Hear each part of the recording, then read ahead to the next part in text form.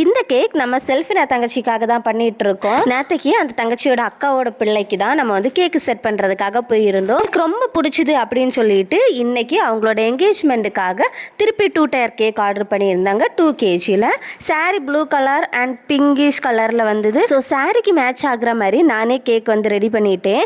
கண்டிப்பாக ஃபங்க்ஷனும் அட்டன் பண்ணணும்னு சொல்லிகிட்டே இருந்தா என் தங்கச்சியை வந்து கூப்பிட்டுட்டே இருந்தாங்க. இருந்தாலுமே ஃபங்க்ஷன் அட்டன் பண்ண முடியலை. மார்னிங் சீக்கிரமாக போய் அவளை பார்க்கலான்னு நினச்சிட்டு போனால் அப்போ தான் ரெடி ஆகிட்டு இருந்தா.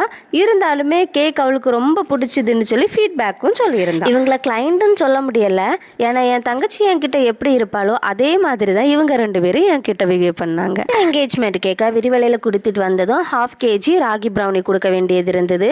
அதையுமே கொடுத்துட்டே காண விலையில். நெக்ஸ்ட் வந்து என்னோட பெஸ்ட் ஃப்ரெண்டு சரண்யாவுக்கு வந்து மேரேஜ். ஸோ அவளும் வந்து 2 kg கேக் வந்து ஆர்டர் பண்ணியிருந்தா. வெனிலா கேக் தான். இதை வந்து காஞ்சாம்புரத்தில் இருக்க கைரளி மண்டபத்தில் தான் கொண்டு போய் செட் பண்ணணும். சாரி பிங்க் கலருன்னு சொல்லியிருந்தேன். ஸோ அதுக்கு ஏற்றது மாதிரியே கேக் வந்து நான் டெக்கரேட் பண்ணியிருந்தேன்.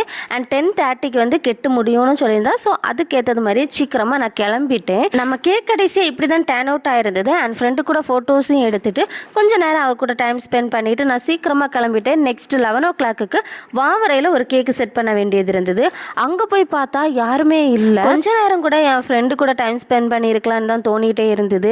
இந்த கேக்கை செட் பண்ணுறதுக்காக நான் ஸ்டார்ட் பண்ணிட்டேன். இந்த கேக் வந்து நம்ம சந்தியாவோட தங்கச்சிக்காக பண்ண கேக்கு தான். ஒவ்வொன்றுமே பார்த்து சென்ட் பண்ணியிருந்தாங்க. அக்கா இப்படி பண்ணலான்னு சொல்லிட்டு. ஸோ சூப்பராக அவங்க கேட்டது மாதிரியே கேக்கையும் வந்து செட் பண்ணிட்டு, இது வந்து 3 டயராக வந்து இடையில வந்து ஒரு ஸ்பேஸர் யூஸ் பண்ணி தான் பண்ணியிருக்கோம். வெல்கம் டான்ஸ் எல்லாம் முடிஞ்சதும் பொண்ணும் பையனும் கேக் கட் பண்ணாங்க. கேக் கட் பண்ணதுக்கு அப்புறமா நானும் வந்து சீக்கிரமாக கிளம்பிட்டேன். நெக்ஸ்ட்டும் ஆர்டர்ஸ் இருந்தது. இந்த கேக் 1/2 kg பட்டர்ஸ்காட்ச் தான் நம்பாளியில் கொடுக்க வேண்டியது இருந்தது. இந்த cake 1/2 kg tender coconut cake தான் நித்திரவலையில இருந்து ஆர்டர் பண்ணியிருந்தாங்க. வந்து தான் எடுத்தாங்க கேக்கு. அப்புறம் இந்த கேக் தான் நம்ம பண்ண லாஸ்ட் கேக். ஒரு பெண்டோ கேக் தான் வந்திருந்து. நடக்காவிலேருந்து 2 க்யூட்டான சிஸ்டர்ஸ் ஆர்டர் பண்ணியிருந்தாங்க.